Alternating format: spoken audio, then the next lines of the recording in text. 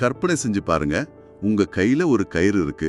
அந்த கயிற்றோட நடுப்பகுதி தீப்பிடிச்சு நல்லா எரிஞ்சிட்டு இருக்கு. நெருப்பு மெதுவா உங்க கைகளை நோக்கி வந்துட்டே இருக்கு இல்லையா?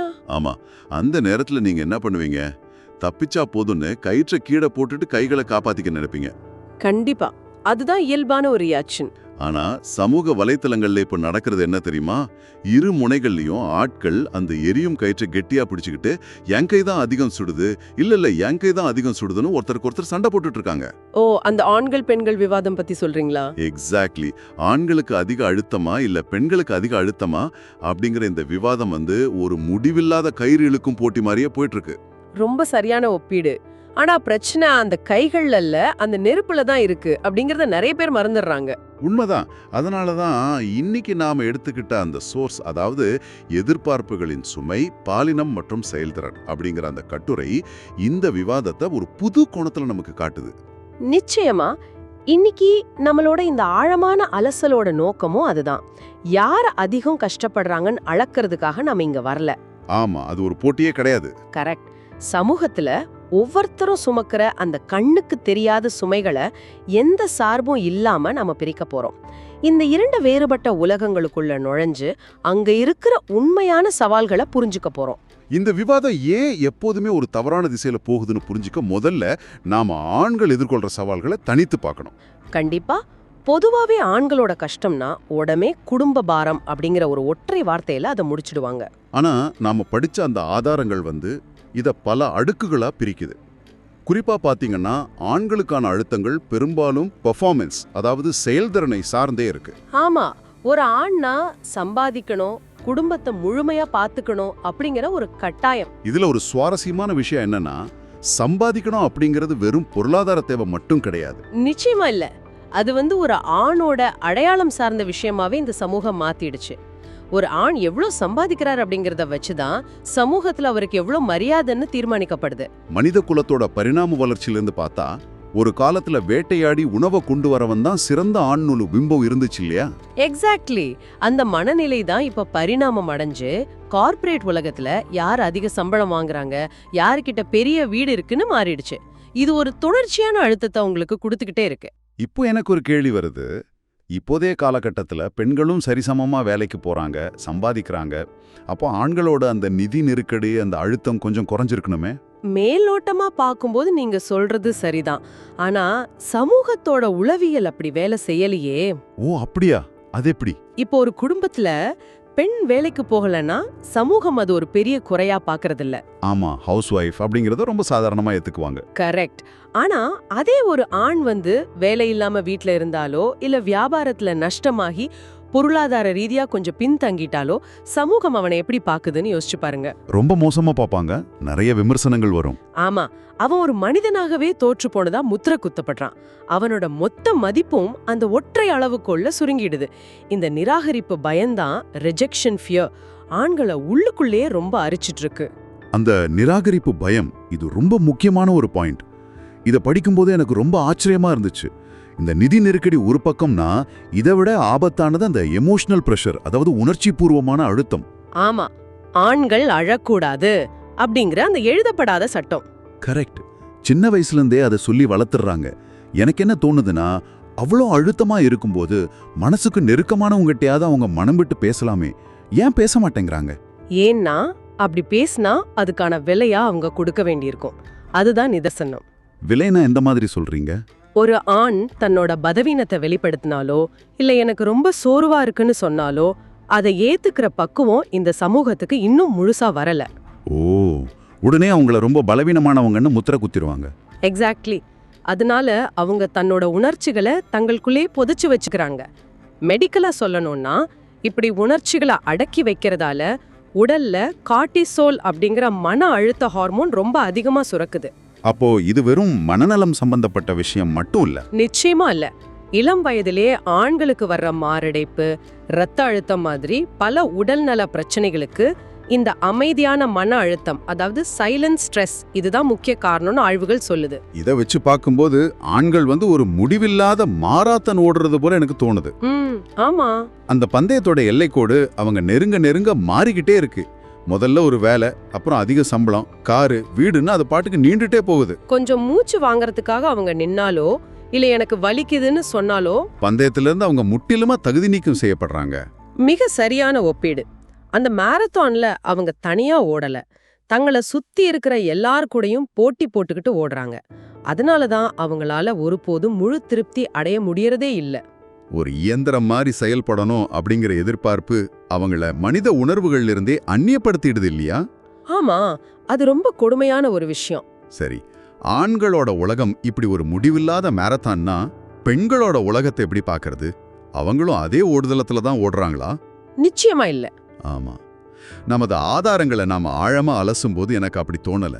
பெண்கள் ஓடுதளத்துல இல்ல, அவங்க ஒவ்வொரு நாளும் ஒரு கண்ணி வெடி நிரம்பிய களத்தை, ஒரு மைன்ஃபீல்ட கடந்து செல்றது போல தோணுது. நீங்க சொல்றது 100க்கு 100 உண்மை. பெண்களுக்கான அழுத்தங்கள் ஆண்களோட அழுத்தங்கள்ல இருந்து முற்றிலும் மாறுபட்டவை. அத கொஞ்சம் விளக்கமா சொல்ல முடியுமா? இப்ப ஆண்களோட அழுத்தம் அவங்க எதை சாதிக்கிறாங்க அப்படிங்கறதுல இருக்கு. ஆனா பெண்களுக்கான அழுத்தமோ அவங்க வெறுமனே இந்த சமூகத்துல இருப்பதாலேயே உருவாகுது. ஓ, இதத்தான் அந்த கட்டுரையில இருப்பு சார்ந்த எதிர்பார்ப்புகள், எக்ஸிஸ்டன்ஸ் பேஸ்டு எக்ஸ்பெக்டேஷன்ஸ்னு சொல்றாங்களா? ஆமா, இதுல முதலாவதா வர்றது பாதுகாப்பு சார்ந்த அழுத்தம். Safety pressure. கண்டிப்பா, ஒரு பெண் வீட்டை விட்டு வெளியே போனோன்னு நினைச்சாலே அவளோட மூளையில ஒரு பெரிய கணக்கேடு தொடங்கிடுது. கரெக்ட். எந்த நேரத்துல போறோம், என்ன உடை அணிந்திருக்கோம், எந்த வழியில பயணிக்கிறோம், இப்படி எல்லாமே கணக்கு பண்ண வேண்டியிருக்கு. இது ஒரு வகையான தொடர் விழிப்பு நிலை, எப்பவுமே ஒரு அலர்ட் மூட்ல இருக்க வேண்டிய கட்டாயம். இத உளவியல் ரீதியா அறிவாற்றல் சுமை, அதாவது காக்னிட்டிவ் லோட்னு சொல்வாங்க. காக்னிட்டிவ் லோட், அதாவது மூளை எப்பவுமே அதிகமா வேலை செஞ்சிட்டு இருக்கு. ஆமா, இத இன்னும் எளிமையா புரிஞ்சுக்கணும்னா உங்க மொபைல் போன்ல பேக்ரவுண்ட்ல எப்போதுமே ஒரு பெரிய அப்ளிகேஷன் ஓடிக்கிட்டே இருந்தா என்ன ஆகும்? ஓ, போனோட பேட்டரி ரொம்ப சீக்கிரமா தீர்ந்து போகும், போன் சூடாகும். எக்ஸாக்ட்லி. அது போலதான் ஒரு பெண் பொதுவெளியில இருக்கும் ஒவ்வொரு வினாடியும் அவளோட மூளை நான் பாதுகாப்பா இருக்கேனா, என்னை யாராவது கவனிக்கிறாங்களா அப்படின்னு தொடர்ந்து கணக்கீடு செஞ்சுக்கிட்டே இருக்கு. அட கடவுளே, இதுக்கு எவ்வளவு மன ஆற்றல் செலவாகும்னு நினைச்சு பார்க்கவே ரொம்ப சோர்வா இருக்கு. ஆமா, ஒரு ஆண் வெறுமனே வீட்டை விட்டு வெளியே வர்றான், ஆனா ஒரு பெண் வெளியே வரும்போதே இவ்வளவு பெரிய மனச்சுமையோட தான் வெளியே வர்றா. இந்த பேட்டரி உதாரணம் ரொம்ப ரொம்ப ஆழமானது. இது வெறும் பயம் மட்டும் கிடையாது, இது அவங்களோட அன்றாட வாழ்க்கையில ஒரு பகுதியாவே மாறிடுச்சு. உண்மைதான். இது தவிர குடும்ப எதிர்பார்ப்புகளும் அவங்க மேல மலை போல சுமத்தப்படுது. ஆமா, இன்னைக்கு பெண்கள் விண்வெளிக்கே போனாலும் வீட்ல சமையல் செஞ்சாயா அப்படிங்கிற கேள்வி அவங்கள துரத்துறத நிறுத்தவே இல்ல. வேலை மற்றும் குடும்பத்தை பேலன்ஸ் பண்றது அப்படிங்கிறது அவங்களுக்கு அன்றாட நடக்கிற ஒரு பெரிய போராட்டமாவே இருக்கு. இதுல இன்னொரு விஷயத்தையும் நம்ம கவனிக்கணும்னு அந்த கட்டுரை சொல்லுது. ஆண்கள் மேலேயும் விமர்சனங்கள் வைக்கப்படுதுதான், ஆனா பெண்கள் மேல வைக்கப்படுற சமூக தீர்ப்புகள் ரொம்ப நுண்ணியவை, ஆபத்தானவை. நிச்சயமா. ஒரு பெண்ணோட தோற்றம், அவ பேசுற விதம், அவ சிரிக்கிற சத்தம் என அனைத்திற்கும் இந்த சமூகம் ஒரு அளவுகோல் வச்சிருக்கு. இத படிக்கும்போது ஒரு விஷயம் ரொம்ப இடிச்சது. ஒரு ஆண் கோவப்பட்டா அவன் ரொம்ப கண்டிப்பானவன் இந்த சமூகம் சொல்லுது. ஆனா அதே இடத்துல ஒரு பெண் கோவப்பட்டா அவளை திமிர் பிடிச்சவ இல்ல அடங்காதவன்னு முத்திர குத்துது. இங்க ஒரு விஷயத்தை நான் உங்ககிட்ட கேட்க விரும்புறேன். ஆண்களும் சமூக வலைத்தளங்கள்ல பாடி ஷேமிங்க்கு ஆளாகிறாங்க, அவங்களும் பல நேரங்கள்ல விமர்சிக்கப்படுறாங்க தானே? ஆமா, அது நடக்குது. அப்படி இருக்க பெண்களின் மீதான விமர்சனத்தை மட்டும் நாம ஏன் இவ்வளவு உதாகரமா பார்க்கணும்? இது ரொம்ப நல்ல கேள்வி. ஆண்களும் விமர்சிக்கப்படுறாங்க அப்படிங்கறது உண்மைதான். ஆனா அதற்கும் பெண்கள் மேல வைக்கப்படுற விமர்சனத்துக்கும் ஒரு அடிப்படை வேறுபாடு இருக்கு. அது என்ன வேறுபாடு? இப்போ ஒரு ஆண் தன் வேலையிலோ கல்வியிலோ பெரிய அளவுல சாதிச்சிட்டான்னு வைங்க, அவனோட தோற்றமோ அல்லது மத்த குறைகளோ சமுதாயத்தால பெரும்பாலும் மன்னிக்கப்பட்டடும் இல்ல மறக்கப்பட்டடும். ஓ, அதாவது அவனோட பர்ஃபார்மன்ஸ், அந்த சாதனை அவனோட குறைகளை மறைக்கிற ஒரு கவசமா செயல்படுது. எக்ஸாக்ட்லி. ஆனா ஒரு பெண்ணுக்கு அப்படி இல்லையே. அவ என்னதான் சாதிச்சாலும் அவளோட தோற்றமோ நடத்தை விதிகளோ சமுதாயத்தோட அளவுகோல்ல கொஞ்சம் பிசகுனா கூட அவளோட ஒட்டுமொத்த சாதனையும் ஓரங்கட்டப்பட்டு அவ ஒரு விமர்சன பொருளா மட்டுமே பார்க்கப்படுறா. ஆமா, இதுதான் ரொம்ப கசப்பான உண்மை.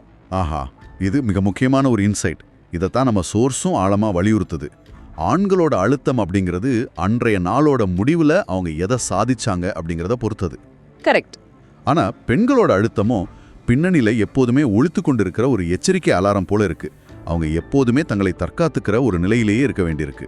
சரியா பிடிச்சிட்டீங்க. பெர்ஃபார்மன்ஸ் சார்ந்த அழுத்தம் ஆண்களுக்கும் எக்ஸிஸ்டன்ஸ் அதாவது இருப்பு சார்ந்த அழுத்தம் பெண்களுக்கும் இருக்கு. இந்த ரெண்டு அழுத்தங்களும் முற்றிலும் மாறுபட்ட தளங்கள்ல இயங்குது. ஆமா, இந்த அடிப்படை வேறுபாட்டை புரிஞ்சிக்காம தான் நாம இவ்ளோ நாளா சண்டை போட்டுட்டு இருக்கோம். சரி, ரெண்டு தரப்புலுமே இவ்வளோ ஆழமான வழிகள் இருக்கும்போது இயற்கையாகவே மனுஷங்க ஒருத்தருக்கு உதவி செஞ்சுக்கணும், புரிஞ்சுக்கணும். ஆனா அதுக்கு பதிலா ஏன் ஒருத்தரோட ஒருத்தர் சண்டை போட்டுக்கறாங்க, இதுக்கு சமூக வலைத்தளங்கள் எப்படி காரணமாகுது அப்படிங்கிற பகுதியை படிக்கும்போது நாம எவ்வளோ பெரிய மாயில சிக்கியிருக்கோன்னு புரியுது. உண்மைதான். சமூக வலைத்தளங்கள் இந்த இடைவெளியை குறைக்கிறதுக்கு பதிலா அது ஒரு பெரிய போர்க்களமா மாத்திடுச்சு. எப்படி சொல்றீங்க? ஏன்னா அங்க எல்லாமே ஒரு ஃபில்டர் வழியா தான் வருது. எல்லோருமே தங்களோட மகிழ்ச்சியான தருணங்களை மட்டுமே பதிவு செய்றாங்க. இது எல்லோருக்கும் ஒரு பெர்ஃபெக்ட் லைஃப் அமைந்திருக்கிறது போல ஒரு போலியான மாயையை உருவாக்குது. ஓ, அதனால இருபாலருக்கும் ஒருவித பதற்றம், ஆங்ஸைட்டி அதிகரிக்குது. எல்லாரும் நல்லா இருக்காங்க, நாம மட்டும்தான் கஷ்டப்படுறோமா அப்படிங்கிற ஒப்பீட்டு மனப்பான்மை மனுஷங்களை தனிமைப்படுத்துது. கண்டிப்பா. இதுல ரொம்ப வேதனையான விஷயம் என்னன்னா, அந்த மாயைக்கு பின்னால இருக்கிற ஒரு மறைக்கப்பட்ட பிரச்சனைய நம்ம தரவுகள் தோலுரிச்சு காட்டுது. என்ன அது? தற்போதைய சூழல்ல ஒரு ஆண் தனக்கு இருக்கிற அழுத்தத்தை பத்தி பொது வெளியில பேசினா சமூகம் அவனை பலவீனமானவன்னு கேலி செய்யுது. நீ எல்லாம் ஒரு ஆம்பளையான்னு கேக்குது. ஆமா, அது ரொம்ப சகஜமா நடக்குது.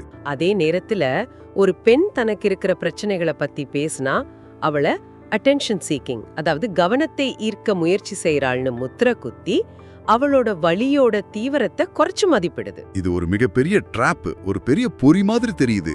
சமூகம் இரு தரப்பையுமே பேச விடாம வாயடைக்குது. எக்ஸாக்ட்லி. சமூக ஊடகங்களோட அல்கோரிதம்கள் எப்பவுமே கோபத்தையும் மோதல்களையுமே அதிகமா ஊக்குவிக்குது. அங்க ஒரு ஆழமான பச்சாதாபம் நிறைந்த உரையாடலுக்கு இடமே இல்ல. ஆமா, ஒருத்தர் தன்னோட வலிய சொல்ல துடிக்கும் போது எதிரில இருக்கிறவங்க அதை காது கொடுத்து கேட்க தயாரா இல்ல.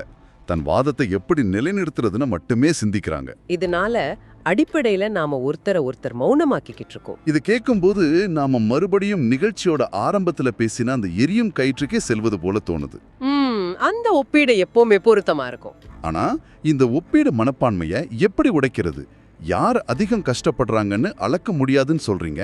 அப்படி என்றால் இதுக்கு தீர்வு தான் என்ன? தீர்வு அப்படிங்கிறது யார் அதிகம் கஷ்டப்படுறாங்கன்னு தராசு வச்சு அளக்க முற்படுறத கைவிடுறதுல தான் இருக்கு. ஓ, ஏன்னா ஒருத்தரோட அழுத்தம் அப்படிங்கிறது அவங்களோட தனிப்பட்ட சூழ்நிலை, அவங்க வாழ்ற வாழ்க்கை மற்றும் அவங்கள சுற்றியுள்ள சூழல் இத முழுமையா சார்ந்தது. கரெக்ட். ஒரு ஆணோட அந்த அமைதியான மன அழுத்தத்தையும் ஒரு பெண்ணோட அன்றாட பாதுகாப்பு போராட்டத்தையும் நாம ஒரே தராசுல வச்சு அளக்க முடியாது. அதற்கான அவசியமும் இல்ல. நமக்கு தேவை ஏன் வலி பெரிதா உன் வலி பெரிதா அப்படிங்கிற ஒப்பீடல்ல. நமக்கு தேவையானது புரிதல் மற்றும் ஒருவருக்கொருவர் காட்டும் பச்சாதாபம், எம்பதி. நீங்க சொல்றது ரொம்ப ஆழமான உண்மை. இவ்ளோ நேரம் நாம விவாதித்த அந்த ஆதாரங்கள் எல்லாம் ஒன்றிணைச்சு பார்த்தா இந்த ஆழமான அலசலோட இறுதி முடிவு மிக தெளிவா தெரியுது. ஆமா, அது என்னன்னா, ஆண்கள் பெண்கள் இருவருக்குமே அழுத்தங்கள் உள்ளன. ஆனா சமூகம் அதை முற்றிலும் வெவ்வேறு விதமா பாக்குது. இது யார் முதல்ல வருவாங்க அப்படிங்கிற ஒரு ஓட்டப்பந்தயமோ போட்டியோ அல்ல. நிச்சயமா இல்ல. நாம எதிர்த்தலப்போட சவால்களை அவங்களோட கோணத்துல இருந்து பார்க்க பழகணும். ஒரு ஆண் ஒரு பெண்ணோட இந்த அறிவாற்றல் சுமைய அவ எப்போதுமே விழிப்பு நிலையில இருக்க வேண்டிய கட்டாயத்தை புரிஞ்சுக்கணும். அதே போல ஒரு பெண் சமூகத்தோட எதிர்பார்ப்புகளால தன் உணர்ச்சிகளை வெளிப்படுத்த முடியாம மூச்சு திணற ஒரு ஆணோட அந்த அமைதியான மன அழுத்தத்தை புரிஞ்சுக்கணும். இந்த பரஸ்பர புரிதல்தான் அந்த எரியும் கயிற்று அணைக்க ஒரே வழி. சூப்பரா சொன்னீங்க. இப்போ இத கேட்டுக்கொண்டிருக்கிற உங்ககிட்ட நான் நேரடியா ஒரு கேள்வியை முன்வைக்க விரும்புறேன். நீங்க உங்க சொந்த வாழ்க்கையிலயும் உங்களை சுற்றியுள்ள சூழல்லையும் என்ன பாக்குறீங்க? ஆமா, சமூக வலைத்தளங்கள் காட்டுற அந்த பிம்பத்தை தாண்டி நிஜத்துல என்ன நடக்குது? ஆண்களோட அழுத்தங்கள் அதிகமா வெளிச்சம் போட்டு காட்டப்படுதா, அல்லது பல நேரங்கள்ல பெண்களோட அழுத்தங்கள் ஒரு பொருட்டாகவே மதிக்கப்படாம குறைச்சு மதிப்பிடப்படுதா? இத நீங்க எப்படி பாக்குறீங்க அப்படிங்கிற கேள்விய உங்களுக்கு நீங்களே கேட்டுக்குங்க. ஏன்னா மாற்றம் அப்படிங்கிறது மேடைகள்லயும் சமூக வலைதளங்கள்லயும் தொடங்குறது இல்ல. அது நம்ம வீடுகள்லயும் நம்ம சிந்தனைகள்லயும் தான் தொடங்கணும். 100க்கு 100 உண்மை. நீங்க இந்த கேள்வியை பத்தி சிந்திக்கும் அதே வேளையில இறுதிய ஒரு சிந்தனையை உங்க மனசுல விதைச்சிட்டு இந்த ஆழமான அலசலை நிறைவு செய்ய விரும்புறேன். சொல்லுங்க. இன்னைக்கு நாம விவாதித்த இந்த பாலின அடிப்படையிலான அழுத்தங்கள், அதாவது ஆண்களோட செயல்திறன், பெண்களோட பாதுகாப்பு, இது எல்லாமே கடந்த காலத்தோட வாழ்க்கை முறைகளை அடிப்படையா கொண்டது. ஆனா உலகம் ரொம்ப வேகமா மாறிக்கிட்டு வருது. செயற்கை நுண்ணறிவு, அதாவது ஏஐ, ரோபோட்டிக்ஸ் மாதிரி தொழில்நுட்பங்கள் ரொம்ப வேகமா வளர்ந்து வர்ற ஒரு எதிர்காலத்தை நோக்கி நாம பயணிச்சுட்டு இருக்கோம். கரெக்ட். அப்படிப்பட்ட ஒரு புதிய உலகத்துல பெரும்பாலான வேலைகளை இயந்திரங்களே செஞ்சிடும் அப்படிங்கிற நிலை வரும்போது, ஒரு ஆணோட மதிப்பு அவனோட வேலைய அல்லது சம்பாத்தியத்தை வச்சு மட்டுமே மதிப்பிடப்படும் அப்படிங்கிற அந்த செயல்திறன் சார்ந்த அழுத்தம் என்னவாகும்? இது ரொம்ப சுவாரஸ்யமான ஒரு கேள்வி. அதே போல தொழில்நுட்பம் ஒவ்வொரு தெருவுலையும் பாதுகாப்பை உறுதி செய்யும் போது பெண்களோட அந்த பாதுகாப்பு சார்ந்த மனச்சுமை முழுமையா தீர்ந்துடுமா? ஓ, இந்த தொழில்நுட்ப வளர்ச்சி நாம இன்னைக்கு பேசிக்கிட்டு இருக்கிற பாலின அடிப்படையிலான அழுத்தங்களை அப்படியே காத்துல கரைச்சு மறைந்து போக செய்யுமா?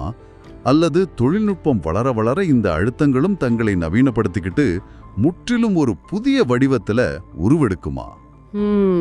யோசிக்க வேண்டிய விஷயம்தான். அந்த எரியும் கயிறு எதிர்காலத்திலையும் நம்ம கைகளை சுடுமா? அல்லது தொழில்நுட்பம் அப்படிங்கிற தண்ணீர் ஊற்றி அணைக்கப்படுமா? கொஞ்சம் சிந்தித்து பாருங்க. மீண்டும் இன்னொரு ஆழமான அலசலில் சந்திப்போம்.